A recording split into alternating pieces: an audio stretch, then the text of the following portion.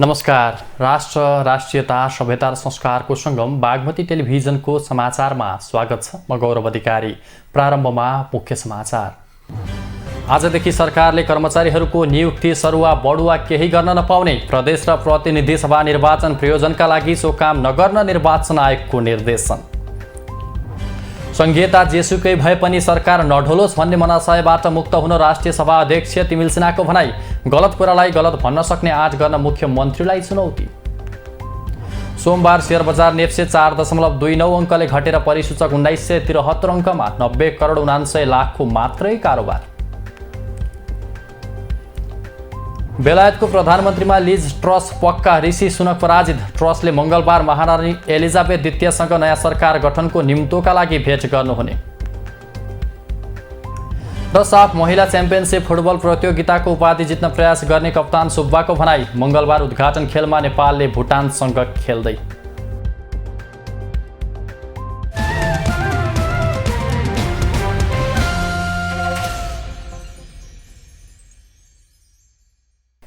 सुरु गरौँ सरकारलाई निर्वाचन आयोगको निर्देशन सम्बन्धी समाचारबाट।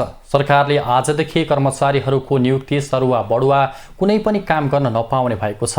निर्वाचन आयोगले गत भदौ 2 गते दिएको निर्देशन अनुसार सरकारले आजबाट कुनै पनि कर्मचारीको सरुवा, बढुवा नियुक्ति, कुनै पनि काम गर्न नपाउने भएको हो।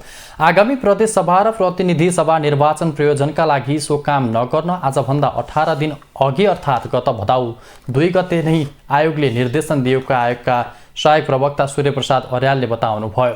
उहाँले कुनै पनि ठाउँमा स्वीकृत दरबन्दी रिक्त रहेमा त्यसलाई पूर्ति गर्न सरकारले 18 दिनको समय दिएको पनि स्पष्ट पार्नुभयो।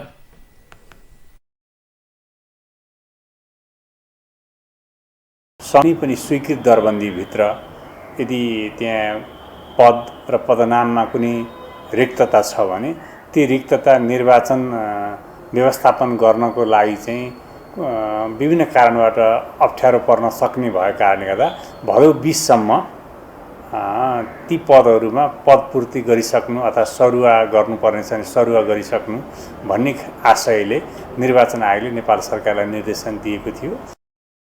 निर्वाचन आयोगले यसअघि नै निर्वाचन प्रयोजनका लागि कर्मचारी व्यवस्थापन गर्न प्रमुख जिल्ला अधिकारीको नेतृत्वमा सबै जिल्लाहरूमा कर्मचारी व्यवस्थापन कमिटी बनाएको छ।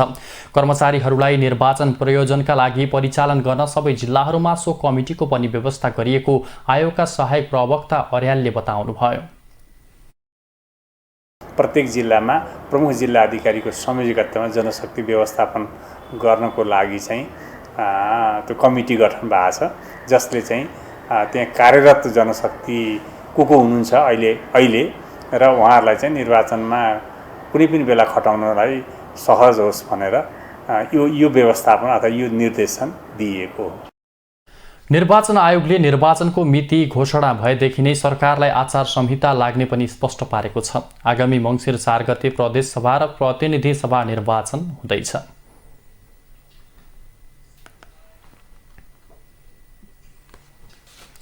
राष्ट्रिय सभाका अध्यक्ष गणेश प्रसाद तिमिल सिन्हाले पार्टीको व्हिप लागे पनि गलत कुरालाई गलत भन्न सक्ने आँट गर्न बागमती प्रदेशका मुख्यमन्त्री राजेन्द्र प्रसाद पाण्डेलाई चुनौती दिनुभएको छ। सोमबार बागमती प्रदेशको राजधानी हेटौडामा भएको संघीयता कार्यान्वयन अध्ययन तथा अनुगमन विशेष समितिको अन्तर्क्रियामा अध्यक्ष तिमिल सिन्हाले संघीय ऐनहरू केन्द्र सरकारबाट पास भइरहँदा प्रदेश र स्थानीय तहको अधिकार खोसिने गरी आएको खण्डमा गलत हो भन्ने पक्षमा संसदमा हात उठाउनुपर्ने बताउनुभयो। राष्ट्रिय सभा आफैले संविधानको संघीयताको विरुद्धमा गएर विधेयकहरू पारित किन गरेको भन्ने मुख्यमन्त्री पाण्डेको आरोपको जवाब दिँदै अध्यक्ष तिमिल सिन्हाले दलको व्हिप नलाग्ने गरेर सांसदहरूलाई स्वतन्त्रता प्रदान गर्न आवश्यक रहेको बताउनुभयो। उहाँले अहिले बनेको गठबन्धनको सरकार टुट्ने अवस्थामा संघीयताको हक अधिकार नहेरी किन गठबन्धन बचाउनका लागि किन हात उठाउनुहुन्छ भन्दै प्रश्न गर्नुभयो। अध्यक्ष तिमिल सिन्हाले दलको आदेश र व्हिपका कारण सांसदहरूले पद खोसिने डरले पनि संघीयताको अधिकार खोस्ने विधेयकमा सहमति जनाइरहेको दावी गर्नुभयो।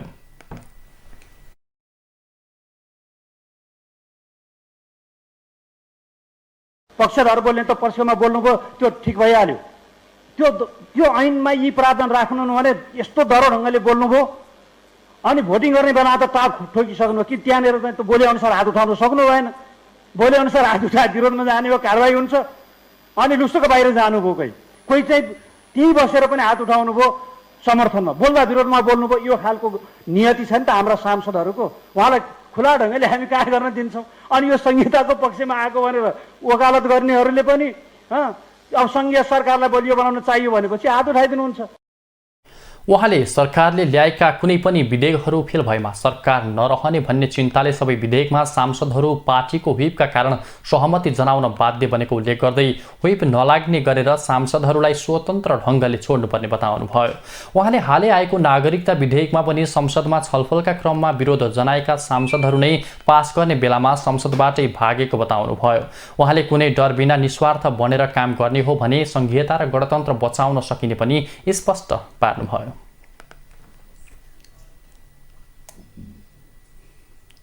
नेकपा एकीकृत समाजवादीका अध्यक्ष माधव कुमार नेपालले दलित समुदायमाथि हुने विभेदको अन्त्य गर्नुपर्ने बताउनु भएको छ। सोमबार पार्टी केन्द्रीय कार्यालयमा आयोजना भएको पार्टी प्रवेश कार्यक्रमलाई सम्बोधन गर्दै अध्यक्ष नेपालले दलित समुदायमाथि चर्को विभेद भइरहेको बताउनुभयो। उहाँले दलित समुदायमाथि विभेदपूर्ण व्यवहार गरिनु गलत रहेको भन्दै दलित समुदायमाथि हुने विभेद र अपमानपूर्ण व्यवहारको अन्त्य गर्नुपर्नेमा जोड दिनुभयो। अध्यक्ष नेपालले दलित समुदायमाथि विभेद गर्न नहुने भनी संविधान र कानुनमा लेखिएको भए पनि व्यवहारमा साकार हुन नसकेको बताउनुभयो। त्यस्तै सुदूरपश्चिम प्रदेशमा छाउपडी प्रथाको नाममा महिलाहरूलाई अपमानपूर्ण व्यवहार भइरहेको भन्दै उहाँले महिलाहरूलाई पनि हिंसाबाट मुक्त गराउनुपर्ने बताउनुभयो। नाम लेख्न नपाउने र ती कस्ता प्रशासकहरू जब त्यस्तो कुराहरूको बारेमा यो हुँदैन भन्न नसक्ने, त्यसो कारणले हाम्रो सिङ्गो चिन्तन प्रणालीमा नै परिवर्तनको आवश्यकता छ। तपाईँ हामी हाते मारो गर्दै यो सबै विभेदहरू अपमानपूर्ण भएका व्यवहारहरू यसलाई अन्त्य गर्नै पर्छ। महिलालाई पनि असमानता र विभेद राज्य महिला हिंसाको घटना पीडित हुनुपर्ने अवस्थालाई मुक्त गर्नै पर्छ। उहाँले अल्पसंख्यक समुदाय लोपोन्मुख जातिहरूको संरक्षणमा पनि ध्यान दिनुपर्ने बताउनुभयो। अध्यक्ष नेपालले जनता समाजवादी पार्टीका नेता रणबहादुर रम्तेल सहितका दर्जनौं नेता कार्यकर्ताहरूलाई एकीकृत समाजवादीमा प्रवेश गराउनुभयो।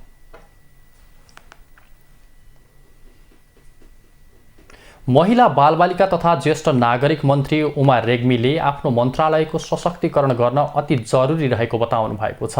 मन्त्री रेग्मीले सबैभन्दा बढी जनसरकारको मन्त्रालय भएर पनि स्रोत साधनमा अति कमी भएको उल्लेख गर्दै महिला बालबालिका तथा ज्येष्ठ नागरिक मन्त्रालयको सशक्तिकरण गर्न अति आवश्यक रहेको बताउनु भएको हो।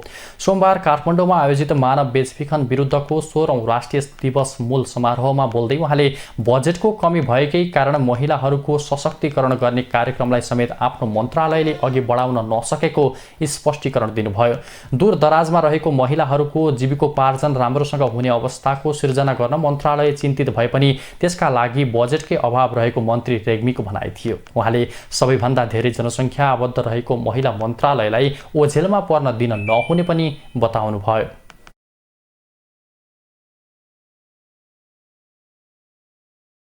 सबभन्दा जेठो मन्त्रालय, सबभन्दा जनताको सरकारको मन्त्रालय महिला बालबालिका ज्येष्ठ नागरिक अपाङ्गता भएका व्यक्तिहरू यौनिक लैङ्गिक अल्पसङ्ख्यक यी सारा भएको 80% लगभग जनसङ्ख्या भएको मन्त्रालय सबभन्दा बजेटिङको अवस्थामा कान्छो बनाइएको छ।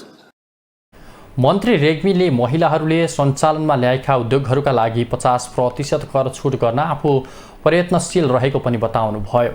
त्यस अवसरमा उहाँले गरिबीका कारण महिला तथा बालबालिकाहरूको बेचबिखन चुनौतीको रूपमा रहेको स्पष्ट पार्दै त्यसको न्यूनीकरणका लागि जनचेतनाको अभिवृद्धिमा पनि जोड दिनुपर्ने बताउनुभयो।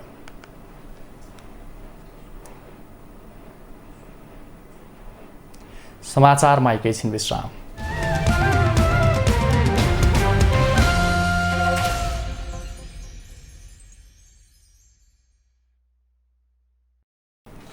हामी समाचारको निरन्तरतामा छौँ। अब बाँकी समाचार। पछिल्लो 24 घण्टामा थप 221 जनामा कोरोना संक्रमण पुष्टि भएको छ।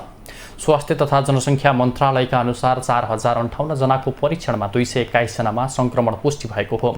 स्वास्थ्य मन्त्रालयका अनुसार 1519 जनाको PCR परीक्षण गर्दा 122 जना र 2539 जनाको एन्टिजेन परीक्षण गर्दा 99 जनामा संक्रमण देखिएको छ। यो सँगै देशभरमा सक्रिय संक्रमित 2444 जना रहेको मन्त्रालयले जनाएको छ। यो सँगै कोरोना भाइरसको सक्रिय संक्रमितको संख्या 2244 पुगेको छ।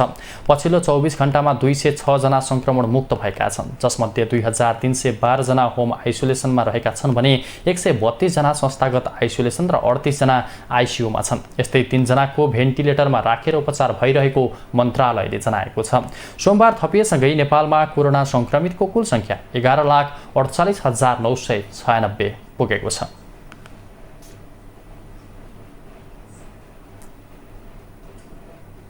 गृहमन्त्री बालकृष्ण खाँडले पर्यटन मन्त्रीको निर्देशनमा प्रहरी हिरासतमा रहेका गुरुङ सेक्युरिटिजका सुरक्षा गार्ड शेरजङ गुरुङलाई रिहाई गर्न निर्देशन दिनुभएको छ।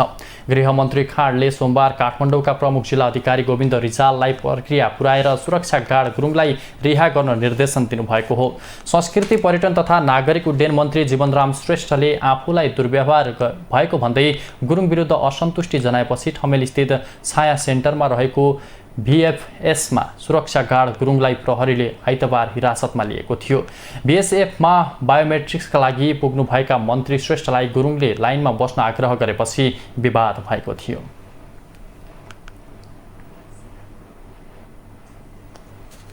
प्रधानमन्त्री तथा मन्त्री परिषदको कार्यालयका राज्यमन्त्री उमेश श्रेष्ठले स्थानीय सरकारलाई संविधानले तोकिएको अधिकार दिए मात्र देशको प्रगति हुने बताउनु भएको छ। राष्ट्रिय सभा अन्तर्गतको संघीयता कार्यान्वयन अध्ययन तथा अनुसन्धान संसदीय विशेष समितिले सोमबार हेटौडामा आयोजना गरेको संघीय शासन प्रणाली सबलीकरण विषयक अन्तर्क्रिया कार्यक्रममा बोल्दै उहाँले स्थानीय सरकारलाई जति अधिकार दियो त्यति देशको प्रगति हुने बताउनु भएको हो। उहाँले स्थानीय प्रदेश र सङ्घबीच अधिकारको सम्बन्धमा विवाद हुने गरेको भन्दै स्थानीय सरकारलाई संविधानले तोकेको अधिकार दिनुपर्ने बताउनु भयो। उहाँले स्थानीय सरकारलाई बलियो बनाउनु पर्नेमा जोड दिनुभयो। राज्यमन्त्री श्रेष्ठले स्थानीय सरकारले जनतालाई प्रत्यक्ष अनुभूति हुने गरी प्राथमिकता दिनुपर्ने बताउनु भयो। स्थानीय सरकार जति डिसेन्ट्रलाइज गर्यो, जति चाहिँ स्थानीय सरकारलाई अधिकार दियो त्यति प्रगति हुन्छ भन्ने मूल्य र मान्यता मतलब चाहिँ त्यसको विश्वास चाहिँ सरकारले पनि लिएको छ र बिस्तारै बिस्तारै स्थानीय सरकारलाई अधिकार नदिकन जुन जुन अधिकार छ संविधानमा तोकेको त्यो अधिकार चाहिँ स्थानीय सरकारलाई दिनै पर्छ, स्थानीय सरकारलाई बलियो बनाउनु पर्छ। राज्यमन्त्री श्रेष्ठले विकास निर्माणको काममा प्रदेशका बीचमा प्रतिस्पर्धा हुनुपर्ने बताउनु भयो। उहाँले प्रदेश र स्थानीय सरकारले रोजगारमूलक र व्यवसायमूलक शिक्षामा ध्यान दिनुपर्ने बताउनु भयो। उहाँले उत्पादनमूलक उद्योगहरूको स्थापना गर्न जोड दिनुपर्ने बताउनु भयो। उहाँले प्रदेश सरकारले ऐन नियम तथा कानुनहरू बनाउँदा नयाँ औद्योगिक क्षेत्रहरूको स्थापना गर्नेतर्फ पनि ध्यान दिनुपर्ने बताउनु भयो।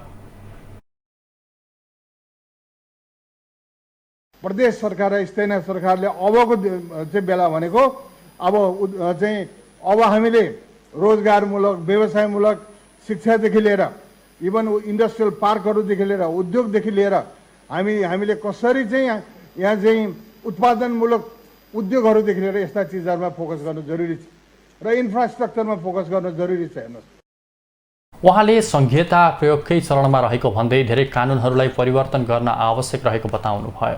चुनावको घोषणा भइसकेकोले आगामी संसदले बाँकी रहेका कानुनहरू निर्माण गर्ने उहाँको भनाइ थियो।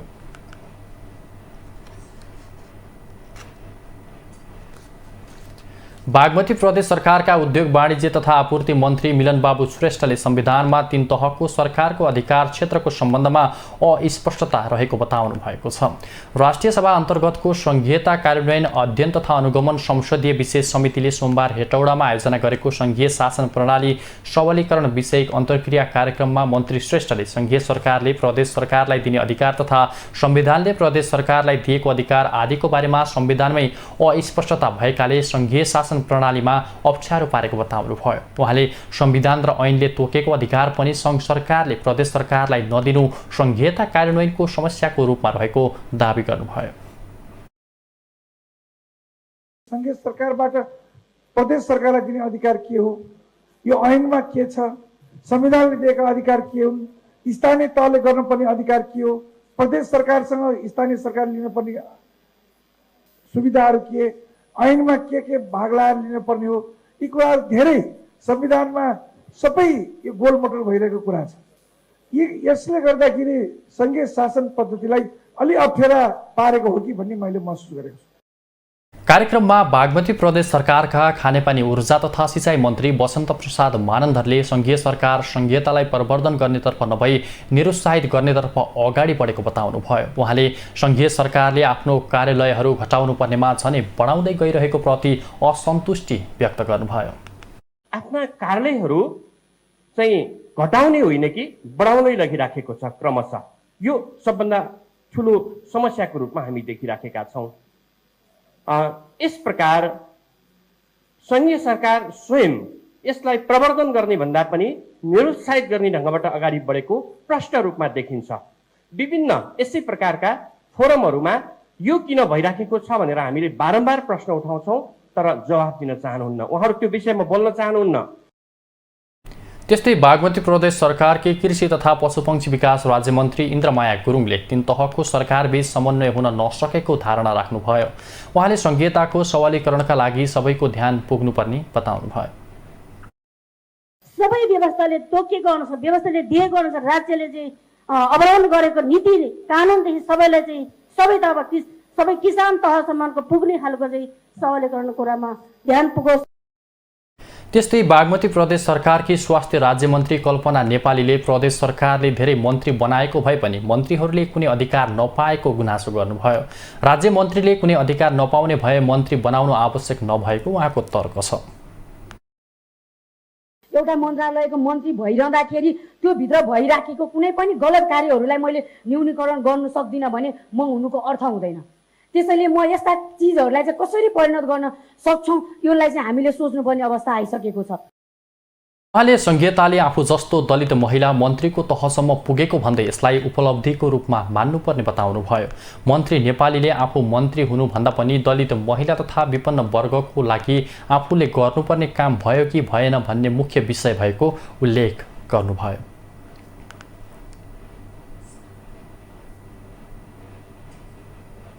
बागमती प्रदेशका मुख्यमन्त्री राजेन्द्र प्रसाद पाण्डेले सङ्घीय सरकार विरुद्ध मुद्दा हाल्ने चेतावनी दिनुभएको छ।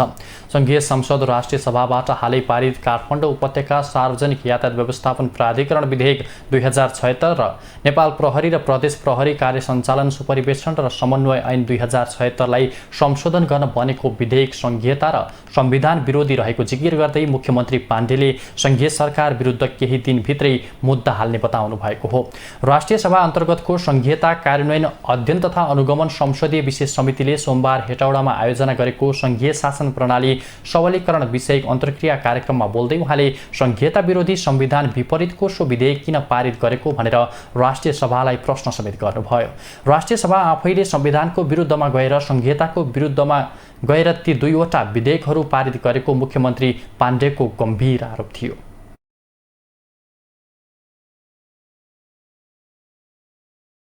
आफूले संविधान विरोधी ऐन पास गर्ने अनि यहाँ तल झरेर तपाईँहरू संहिताको कार्यान्वयन चाहिँ के भएको छ त भनेर हामीसँग सोध्ने।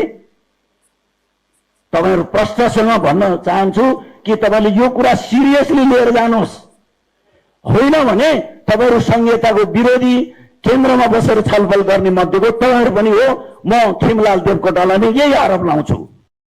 मुख्यमन्त्री पाण्डेले प्रदेश सरकारलाई तत्काल हस्तान्तरण गर्नुपर्ने 29वटा अधिकार अझै हस्तान्तरण नगरेको भन्दै प्रधानमन्त्री शेरबहादुर देउवासँग पनि गुनासो गर्नुभयो। सम्माननीय प्रधानमन्त्रीको अध्यक्षतामा अन्तर प्रदेश परिषदको बैठक विगतमा 3 चोटि भएको छ। त्यो बैठकले 29वटा अधिकारलाई प्रदेशमा पठाउने भनेर निर्णय गरिसकेका छ, तर ती कुराहरूलाई अहिलेसम्म पनि टुङ्गो गरिएको छैन, त्यो अगाडि बढेन। अब यो हस्तान्तरणका कुराहरूलाई ढिलो राख्ने हो भने संघीयता कार्यान्वयनमा बाधा हुन्छ।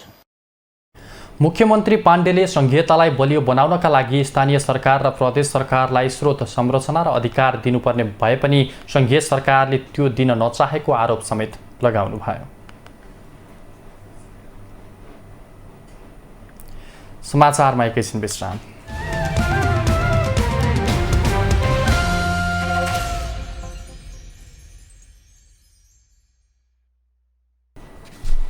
हामी समाचारको निरन्तरतामा छौँ। अब बाँकी समाचार। प्रदेशसभाका सांसदहरूले सङ्घीय सरकारले प्रदेश सरकारलाई अधिकार दिन नचाहेको आरोप लगाएका छन्। सोमबार हेटौडामा आयोजित सङ्घीयता सबलीकरण सम्बन्धी छलफलमा बोल्दै बागमती प्रदेशसभाका सांसदहरूले सङ्घीय सरकारले प्रदेश सरकारको अधिकार समेत आफै प्रयोग गरेर प्रदेशलाई दिएको अधिकार समेत कटौती गरेको गुनासो गरेका हुन्। प्रदेशसभा सदस्यहरूले सङ्घीयताप्रतिको प्रश्न ठूला राजनीतिक दल र नेतृत्वले गरेको अपारदर्शी निर्णयले प्रश्नहरू खडा भएको समेत बताएका छन्। सङ्घीयता आफैमा गलत नभएको स्पष्ट पार्दै उनीहरूले सञ्चालन प्रक्रिया गलत हुँदा सङ्घीयता कार्यान्वयनमा समस्या आएको पनि औँल्याएका छन्। बागमती प्रदेशसभा सदस्य मुनु सिग्देलले सङ्घीय सरकारले प्रदेश सरकारलाई दिनुपर्ने अधिकार आफै काखी च्यापेर बसेको आरोप लगाउनु भयो। उहाँले सङ्घीयता नेपालको लागि आवश्यक भएको भन्दै कार्यान्वयनको लागि सबै जिम्मेवार बन्नु आवश्यक रहेको बताउनु भयो।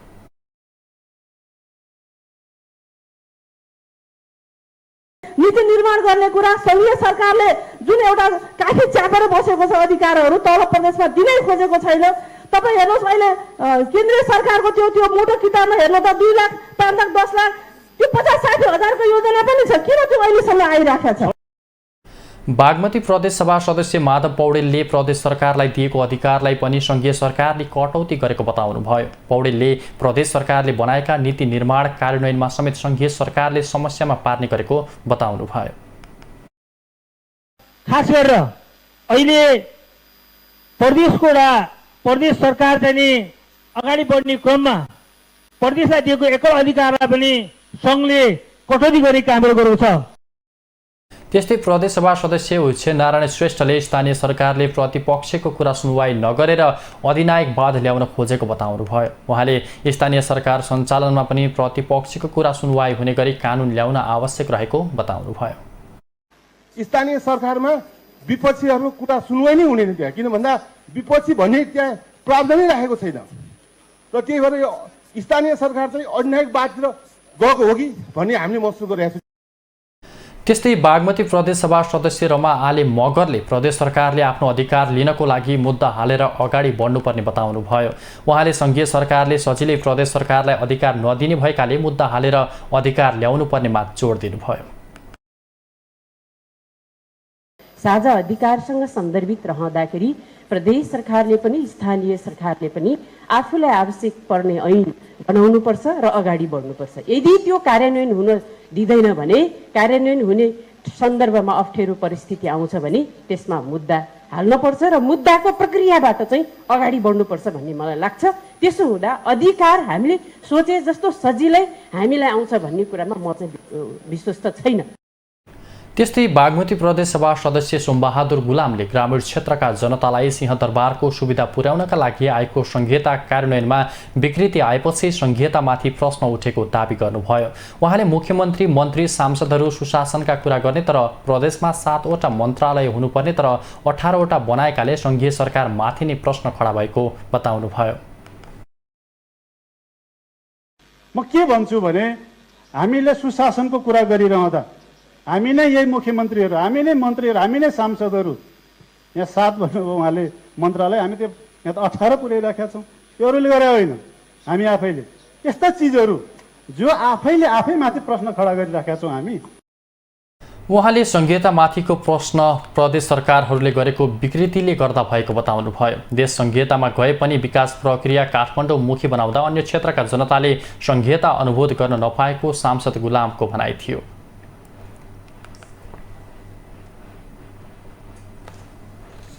बागमती प्रदेशसभा सदस्य रमेश पौडेलले सङ्घीय सरकारका विगतका विकृतिहरूलाई प्रदेश सरकारले हुबहु अनुसरण गर्ने काम भएको टिप्पणी गर्नुभएको छ। सोमबार हेटौडामा आयोजित सङ्घीयता सबलीकरण सम्बन्धी छलफलमा उहाँले विगतमा सङ्घीय सरकारबाट भएका गलत अभ्यासहरूलाई बढाइ चढाइ अनुसरण गरेका कारण प्रदेश सभाले प्रभावकारी ढङ्गले काम गर्न नसकेको तर्क गर्नुभएको हो। गलत अभ्यासहरूलाई बढाइ चढाइ अनुसरण गर्ने गरिएको भन्दै उहाँले सङ्घीय सरकारलाई सबै दोष थोपरेर प्रदेश सरकार जिम्मेवारीबाट उम्कन नमिल्ने तर्क गर्नुभयो। प्रदेश सरकारले प्रदेश सभालाई बिजनेसविहीन बनाएर अध्यादेशबाट सरकार सञ्चालन गर्ने काम गरेको भन्दै उहाँले एकल अधिकार भित्रैका 23 वटा कानुनहरू किन बन्न सकेनन् भनी प्रश्न गर्नुभयो।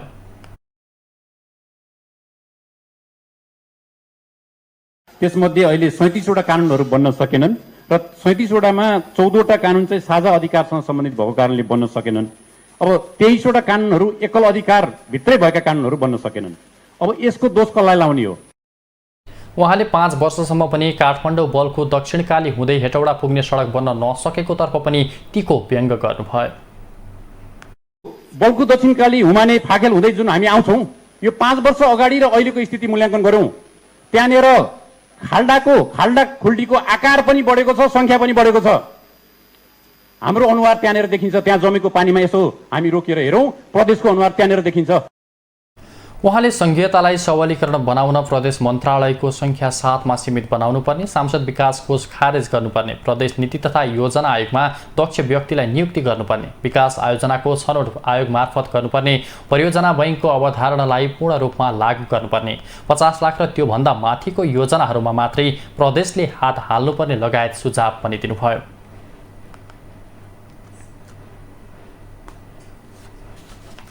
बागमती प्रदेशका पूर्व मुख्यमन्त्री डोरमणि पौडेलले संघीय सरकारका कारण स्थानीय र प्रदेश सरकारले प्रभावकारी काम गर्न नसकेको आरोप लगाउनु भएको छ।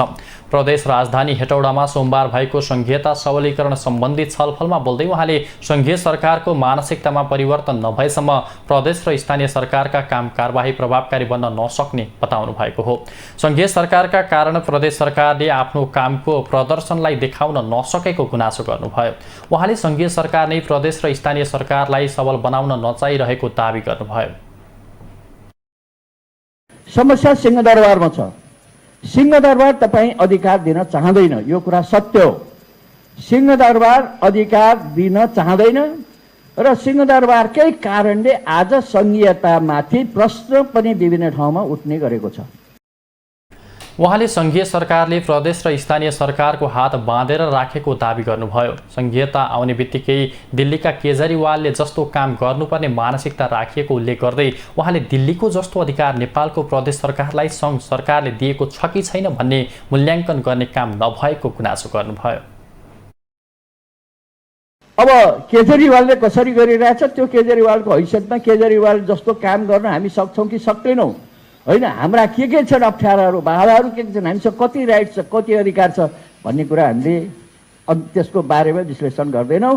दिल्लीको केजरीवालले गर्न सक्छ, फलानुको चाहिँ किन गर्न सक्दैन भन्ने मात्रै हाम्रो सोच छ। पूर्व मुख्यमन्त्री पौडेलले संघीयता प्रणाली आफैमा नकारात्मक नभएको तर केही बुद्धिजीवीले नकारात्मक प्रचार गर्ने काम भएको आरोप लगाउनुभयो। संघीयता बलियो बनाउन के कस्ता बाधाहरू छन् भन्ने बारेमा मात्रै छलफल चलेको उहाँको भनाइ थियो।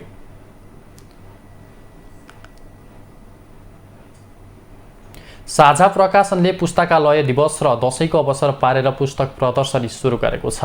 प्रकाशनले नेपाली साहित्यको संरक्षण, पाठकहरूको सहजताका लागि भन्दै भदौ 19 देखि 31 गतेसम्म पुस्तक प्रदर्शनीको आयोजना गरेको हो। पुस्तक प्रदर्शनीमा नेपाली साहित्यका विभिन्न विधाका पुस्तक राखिएको साझा प्रकाशनका महाप्रवर्धक प्रभात पोखरेलले बताउनुभयो। उहाँले नेपाली साहित्यका कथा, कविता, उपन्यास, निबन्ध र शब्दकोश लगायत विभिन्न पुस्तकहरू प्रदर्शनीमा राखिएको जानकारी दिनुभयो। महाप्रबन्धक पोखरेलले पुराना पुस्तकहरू 1 रुपैयाँदेखि 7 रुपैयाँ र सबैभन्दा महँगो 28 समयसम्म पर्ने पुस्तकहरू प्रदर्शनीमा राखिएको महाप्रबन्धक पोखरेलको भनाइ थियो। पुराना प्रकाशनहरू चाहिँ अत्यन्त कम मूल्यका पनि छन्। कतिपय किताबहरू झन्डै 1 रुपैयाँ, 1.5 रुपैयाँ, 2 रुपैयाँ, 3 रुपैयाँदेखि 7 रुपैयाँदेखि पनि सुरु हुन्छन् र धेरै मूल्य हेर्ने हो भनेदेखि यो चाहिँ शब्दकोशको मूल्य 2800 पर्छ। तर यसमा हामीले नियमअनुसार छुट दिने प्रबन्ध पनि मिलाएका छौँ। उहाँले 2040 सालभन्दा अगाडि प्रकाशित भएका पुस्तकहरूमा 50%, 2050 सालभित्र प्रकाशित भएका पुस्तकहरूमा 40% छुट र 2051 सालपछि प्रकाशित भएका पुस्तकहरूमा 30% छुटको व्यवस्था गरेको बताउनुभयो। उहाँले शब्दकोशहरूमा 25% छुट र साझा प्रकाशन बाहेक प्रकाशनका पुस्तकहरूमा 30% छुटको व्यवस्था गरेको उल्लेख गर्नुभयो।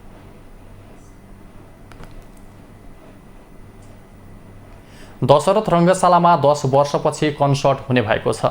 सोमबार काठमाडौँमा पत्रकार सम्मेलन गरेर यस बारेमा जानकारी गराइएको हो। दशैंको अवसरमा आगामी असोज 15 गते रङ्गशालामा साङ्गीतिक महोत्सवको आयोजना हुनेछ। उक्त कन्सर्टमा डीएज ब्यान्ड, नितेशचङ कुँवर, वर्तिका एम राई, आशिष राणा, स्वप्न सुमन, भेग आवेश, Trishala Gurung, Suwani Moktan, the elements band लगायतका कलाकारहरूले प्रस्तुति दिनेछन्।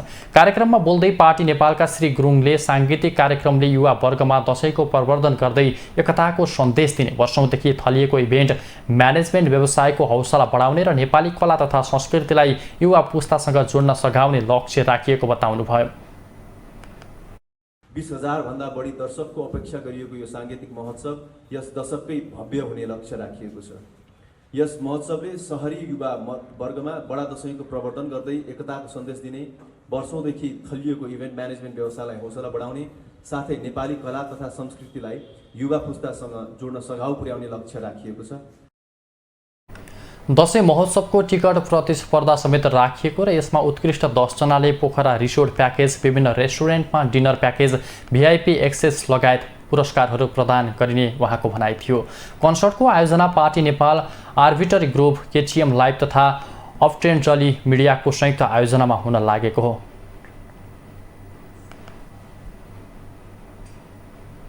पर्यटकीय पूर्वाधारको अभावमा ओझेलमा परेको रुरु क्षेत्र धाम रेडीमा भ्यू टावर सहितको 3 मुखे झोलुङ्गे पुल बनेपछि पर्यटकको आकर्षण बढ्दै गएको छ। माघे संक्रान्तिको अवसरमा मात्रै धार्मिक पर्यटकको चहलपहल हुने 3 जिल्लाको संगमस्थल रेडीमा आकर्षक पुल बनेसँगै पर्यटकको चहलपहल बढेको हो। नेपालको 4 धाम मध्ये एक रुरु क्षेत्रधाम रेडीमा नमुना झोलुङ्गे पुल बनेपछि स्थानीय उत्साहित बनेका छन्। पुल निर्माणको काम सम्पन्न भएपछि उक्त स्थानमा आन्तरिक पर्यटकको चहल पहल समेत बढेको छ। 9 करोड 88 लाखको लागतमा नयाँ बाटो रुबिना मनाजेवीले पुल निर्माण सम्पन्न गरेको हो। 3 जिल्लामा जाने कालीगण्डकी नदीको बीचमा 9 मिटर रनिङ गोलाइ भएको भ्यू टावर समेत निर्माण गरिएको छ। काली नदीमाथि बनेको आकर्षक 3 मुखे झोलुङ्गे पुलले स्याङ्जाको कालीगण्डकी गाउँपालिका, गुल्मीको रुरु क्षेत्र गाउँपालिका र पाल्पाको तानसेन नगरपालिकालाई जोडेको छ। पुल निर्माणले पूर्णता पाएसँगै यस क्षेत्रको पर्यटन विकासका लागि पुलले ठूलो भूमिका खेल्ने अपेक्षा गरिएको छ। यो पुलले अहिले हामी 3 जिल्लालाई नै धेरै राम्रो एउटा पर्यटनको क्षेत्रमा एउटा राम्रो टेवा दिएको छ। वाई आकारमा बनेको पुलमा 3तिरै बिजुली बत्ती जडान हुँदा रातको समयमा यहाँको दृश्य अझ मनमोहक देखिने गरेको छ। धार्मिक दृष्टिकोणले महत्त्वपूर्ण मानिने रेडीमा पुल निर्माण भएपछि पर्यटन प्रवर्धन सँगै सहज आवत जावतमा टेवा पुगेको छ।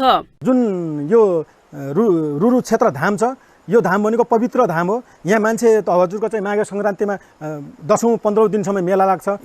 तपाईँको चाहिँ भारतदेखि, बङ्गलादेशदेखि, भुटानदेखिका भनौँ न विभिन्न देशका मान्छेहरू पनि आएर यहाँ तपाईँको चाहिँ एउटा स्नान गर्न आउनुहुन्छ, धर्मलाई लिएर आउनुहुन्छ। यस क्षेत्रको विकास, प्रचार प्रसार र संरक्षणका लागि रुरु क्षेत्रको बृहत्तर विकासका लागि बनेको गुरु योजनाको कार्यान्वयनमा 3 तहका सरकारले ध्यान दिन सके यस क्षेत्रको विकास मात्र नभई समृद्धिमा समेत टेवा पुग्ने देखिन्छ। बागमती समाचारका लागि पाल्पाबाट प्रकाश नेपालको रिपोर्ट। अब आर्थिक समाचार।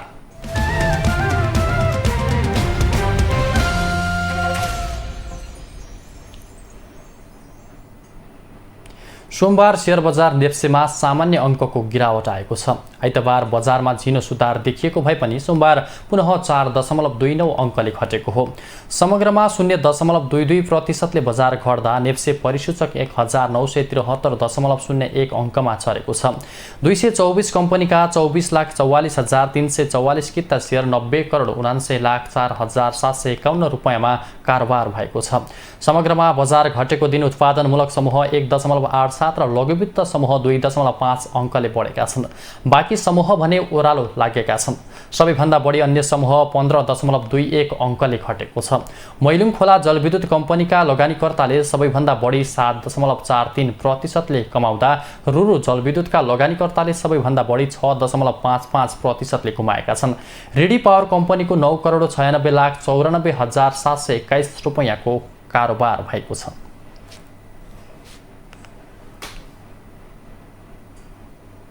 मकवानपुर उद्योग वाणिज्य सङ्घका उपाध्यक्ष उज्जवल चौलागाईले निजी क्षेत्रले संघीयता प्रत्याभूत गर्न नसकेको बताउनु भएको छ। सोमबार बागमती प्रदेशको राजधानी हेटौडामा भएको संघीयता कार्यान्वयन अध्ययन तथा अनुगमन विशेष समितिको अन्तर्क्रियामा उहाँले संघीयता आइसकेपछि पनि अझै लगानी मैत्री वातावरण हुन नसकेको बताउनुभयो। उद्योग दर्ता र नवीकरणका लागि काठमाडौँ जानुपर्ने बाध्यता अझै कायम रहेको उल्लेख गर्दै निजी क्षेत्रका लागि संघीयता आउन नसकेको उहाँको भनाइ थियो। लगानी मैत्री वातावरण छैन देशमा। यो चाहिँ प्रदेश सरकार आएपछि हामीले प्रदेशमा चाहिँ औद्योगिक क्षेत्रहरू बन्लान्, यहाँका चाहिँ भएका औद्योगिक क्षेत्रहरू चाहिँ प्रदेश सरकारमा त आउला र सहजीकरण होला भनेको, तर त्यस्तो परिस्थिति अहिले पनि देखिएन। यो चाहिँ हामीले संघीयता चाहिँ यो कागलाई बेल पाक्यो भनेको जस्तो मात्रै भएको छ होला। अहिले पनि उद्योग दर्ता नवीकरणका कुराहरू हामी काठमाडौँ नै जानुपर्छ, यो चाहिँ सातै प्रदेशबाट भने हामीलाई संघीयता कहाँनिर आयो, यो पनि यहाँले अलिकति मूल्याङ्कन गरिदिनु होला। त्यस्तै व्यवसायी बद्रीनाथ शर्माले संघीयताले निजी क्षेत्रको मान मर्दन गर्ने काम गरेको आरोप लगाउनु भयो। उहाँले तीन तहको सरकारले उद्योगी व्यवसायीहरूलाई औद्योगिक क्षेत्रमा जथाभावी भाडा बढाएर आतंकित समेत बनाएको बताउनु भयो। जग्गा भाडामा लगाएर अनि जसले कि अहिले यो औद्योगिक क्षेत्रबाट मात्र वर्षको के हुन्छ 17-18 अरब देशलाई राजस्व तिर्छ, त्यही निजी क्षेत्रलाई चाहिँ के हुन्छ भने मान मर्दन गर्न आइरहेको छ। यस दिशामा पनि हाम्रो अहिले सङ्घीय शासन प्रणालीलाई हामीले सबलीकरणको दिशामा यदि हामीले यो विषय यो अन्तर्क्रिया राखेको हो भने यस दिशामा चाहिँ गहनतम रूपमा विचार गर्नुपर्छ। शर्माले तीन तहका सरकारहरूले निजीलाई आतंकित बनाएर जाने हो भने संघीयता कार्यान्वयनमा चुनौती रहेको बताउनुभयो।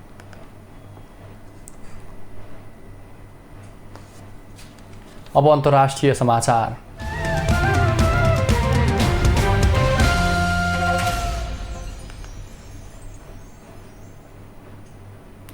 लिज ट्रस बेलायतको प्रधानमन्त्री बन्नुहुने भएको छ। कन्जर्भेटिभ पार्टीका लागि भएको चुनावको मत परिणाम अनुसार ट्रसले ऋषि सुनकलाई हराउनु भएको हो। अब ट्रसले मङ्गलबार महारानी एलिजाबेथ द्वितीयसँग नयाँ सरकार गठनको निम्तोका लागि भेट गर्नुहुनेछ।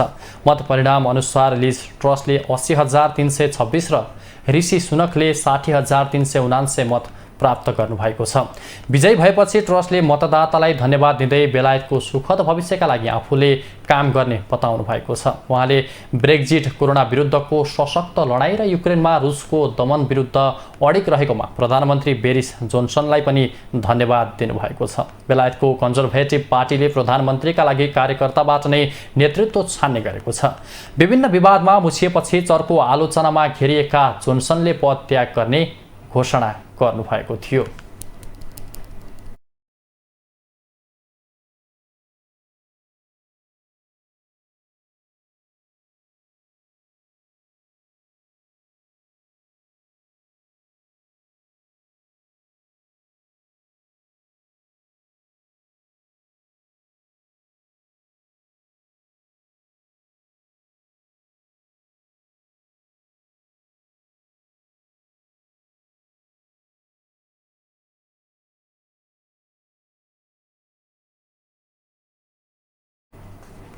अफगानिस्तानको राजधानी काबुलमा बम विस्फोट हुँदा 20 जनाको मृत्यु भएको छ।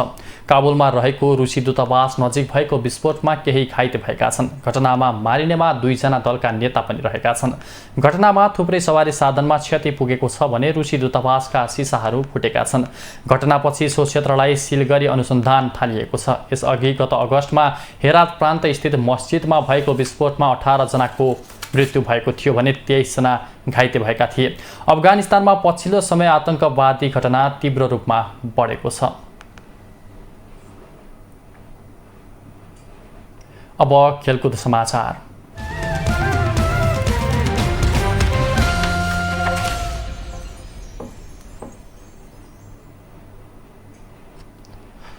नेपालले घरेलु टोली केन्या विरुद्धको 3 खेलको एकदिवसीय सिरिज क्लिन स्विप गरेको छ। सोमबार भएको तेस्रो तथा अन्तिम एक दिवसीयमा केन्यालाई 6 विकेटले हराउँदै नेपालले सिरिज 3-0ले जितेको हो। यो सँगै नेपालले केन्या विरुद्धको दुवै सिरिज आफ्नो बनाएको छ। नेपालले यसअघि 5 खेलको टी20 अन्तर्राष्ट्रिय सिरिज 3-2ले जितेको थियो। नैरोबी स्थित जिमखाना क्रिकेट मैदानमा केन्याले दिएको 256 रनको लक्ष्य नेपालले 47 ओभर 1 बलमा मात्र 4 विकेट गुमाएर पूरा गर्यो। नेपालको जितमा अर्जुन साउद, आसिफ शेख र वसिर अहमदले अर्धशतकीय इनिङ खेले। अर्जुनले 58 तथा आसिफले 56 रन बनाए। वसिर 52 रनमा अभिजित रहे। यस्तै कप्तान रोहित पौडेलले अभिजित 46 रन बनाए। ज्ञानेन्द्र मल्ल 33 रनमा आउट हुँदा देव खनाल 1 रनमा आउट भए। केन्याका भिराज पटेलले 2 तथा सेम एनगोचे र यास तालतीले 1-1 विकेट लिए। त्यसअघि टस जितेर पहिले ब्याटिङ गरेको केन्याले 50 ओभरमा 9 विकेट गुमाएर 255 रन बनाएको थियो। केन्याका लागि कोलिन्स अबुयाले 84 रनको अर्धशतकीय इनिङ खेले। यस्तै लुकास एन्डान्डसले अभिजित रहँदै 59 रनको अर्धशतकीय इनिङ खेले। सुखदीप सिंहले 37 रन जोड्दा इमानुएल बुन्डीले 23 रन बनाए। कप्तान सेम एनगोचे 17 रनमा आउट भए। नेपालका सोमपाल कामी र आदिल अन्सारीले 2-2 विकेट लिए। वसिर अहमद र साहब आलमले 1-1 विकेट लिए। सिरिज अन्तर्गतकै पहिलो एक दिवसीयमा नेपालले केन्यालाई 7 विकेटले पराजित गरेको थियो। यस्तै दोस्रो एक दिवसीयमा 16 रनले विजयी भएको थियो।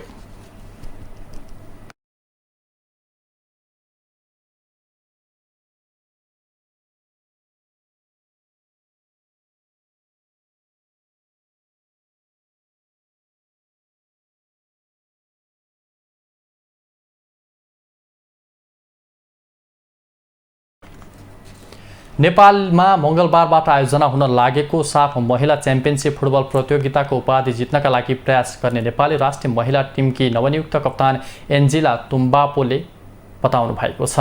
काठमाडौँमा सोमबार आयोजित प्री म्याच कन्फरेन्समा कप्तान एन्जिलाले त्रिपुरेश्वर स्थित दशरथ रङ्गशालामा आयोजना हुने प्रतियोगिता उपाधि जित्नलाई प्रयास गर्ने बताउनु भएको हो। मङ्गलबारबाट आरम्भ हुने प्रतियोगितामा नेपालले उद्घाटन खेलमा भुटानसँग खेल्दै प्रतियोगिताको सुरुवात गर्नेछ। नियमित कप्तान रेणुका नगरकोटी प्रतियोगिता तयारीको क्रममा चोट भोग्दै बाहिरिए पनि कप्तानको आर्म ब्याट पाउनुभएकी एन्जिलाले घरेलु समर्थक र मैदानको भरपूर फाइदा उठाउँदै खेल्ने र उपाधि जित्न प्रयास गर्ने बताउनु भयो। आफ्नो बेस्ट दिनेछु र मलाई ट्रस्ट छ कि योचोटि हाम्रो टिममेट्स लगायत अब कोचहरू सबैजना हामी बिलिभ छ। अब अरूले हामीलाई बिलिभ गर्छ गर्दैन, तर हामी चाहिँ एकअर्कामा बिलिभ छ हाम्रो स्क्वाडमा चाहिँ भनौँ हामी जेस जित्नेछौँ। नेपाली टोलीका प्रशिक्षक कुमार थापाले विगतमा भएको कमी कमजोरी घटाएर राम्रो फुटबल खेल्दै उपाधि जित्ने लक्ष्य लिएको बताउनुभयो। 7 साताको अभ्यास पहिलो प्राथमिकता भुटानसँग भएको बाँकी खेलका लागि तत्काल रणनीति तयार गरेर टोली अगाडि बढ्ने प्रशिक्षक थापाले बताउनुभयो। उहाँलाई निराशा नबनाउने र हाम्रो क्यारियर र मैले पाएको दोस्रो चान्सलाई चाहिँ मैले दिइरहेको त्यो चाहिँ म कन्फिडेन्स हुँदैन। अब राम्रो रिजल्ट दिन्छौँ, हामी राम्रो फुटबल खेल्छौँ र हामी यो महिला फुटबललाई पनि दृष्टिकोण चाहिँ फरक गर्छौँ, किनभने हामीले जित्न सकेको छ। त्यही भएर हामी त्यसमा चाहिँ एकदम तिर्खाएको छौँ होइन, हामी त्यो प्याच भेट्न चाहन्छौँ। अहिलेसम्म सम्पन्न साफ च्याम्पियनसिपका खेलमा नेपाल भुटानसँग पराजित भएको छैन। भुटानकी प्रशिक्षक किङसुक होङले प्रतियोगिताका लागि राम्रो तयारी गरेर आएको र केही दिनको नेपालको अभ्यास खेलबाट टोलीमा मनोबल उच्च भएको बताउनुभयो। टोलीकी कप्तान पेमा छोदेन छिरिङले घरेलु मैदानमा नेपालको सामना गर्न सहज नहुने बताए पनि प्रतिस्पर्धात्मक खेल हुने बताउनुभयो। नेपाली समर्थक माझ खेल्न मानसिक रूपमा कठिन हुने र अनुभव कम भए पनि राम्रो खेल्न प्रयास गर्ने बताउनुभयो। So it's a bit of a challenge for us as well mentally, especially since we're a very young team. But regardless, I think I know that my team will give their best and will get a hard fight and hopefully round 6 will be theirs. यस्तै अन्य टोलीले पनि सफल महिला च्याम्पियनसिपका लागि तयारी राम्रो गरेको र प्रतिस्पर्धात्मक खेलका तयार रहेको प्रतिक्रिया दिए। मङ्गलबार हुने प्रतियोगितामा पाकिस्तान 8 वर्षपछि सहभागिता जनाउँदैछ। यो संस्करण साफका सबै देशले सहभागिता जनाउँदैछन्। उद्घाटन खेल खेल्न लागेको नेपाल महिला साफको 5 संस्करणमा उपविजेता बनेको हो। नेपाल विराटनगरमा भएको पछिल्लो संस्करणको फाइनलमा नेपाललाई भारतले हराएको थियो। दक्षिण एसियाका 7 देशले सहभागिता जनाउन लागेको प्रतियोगितालाई साफले 2 समूहमा विभाजन गरी लिग कम नकआउटको आधारमा खेलाउँदैछ। प्रतियोगितामा नेपालसहित भारत, श्रीलङ्का, भुटान, बङ्गलादेश, पाकिस्तान र मालदिभ्स गरी 7 राष्ट्रले प्रतिस्पर्धा गर्नेछन्। समूह ए मा नेपाल, श्रीलङ्का र भुटान छन्। समूह बी मा भारत, बङ्गलादेश, पाकिस्तान र मालदिभ्स छन्। प्रत्येक समूहबाट अङ्कको आधारमा शीर्ष 2 टोलीले सेमिफाइनलमा स्थान बनाउनेछन्।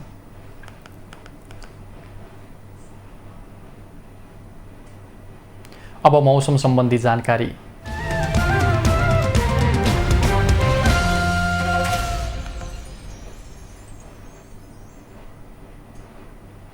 आज राति प्रदेश 1, मध्य प्रदेश, बागमती प्रदेश र गण्डकी प्रदेशमा सामान्य बदली रही बाँकी प्रदेशहरूमा आंशिकदेखि सामान्य बदली रहनेछ।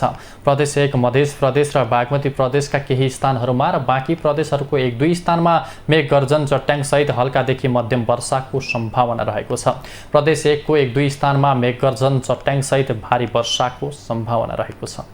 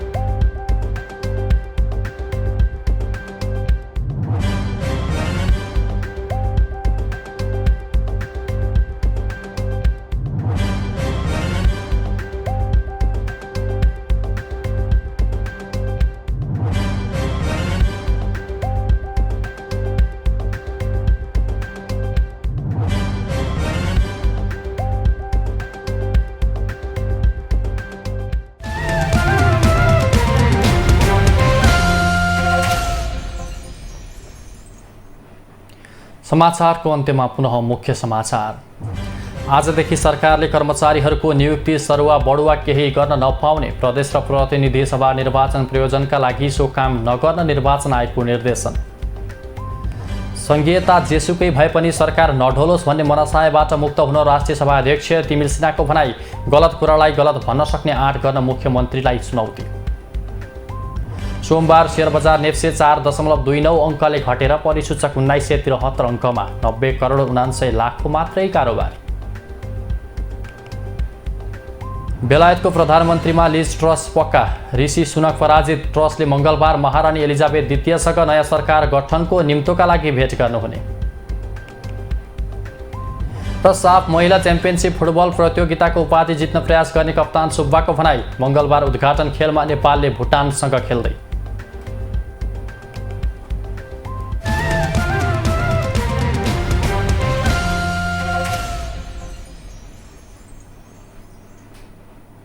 राष्ट्र, राष्ट्रियता, सभ्यता र संस्कार संरक्षणमा समर्पित बागमती टेलिभिजनमा प्रसारण भइरहेको समाचार अहिलेलाई यति नै। हेर्दै रहनुहोला बागमती टेलिभिजन। नमस्कार।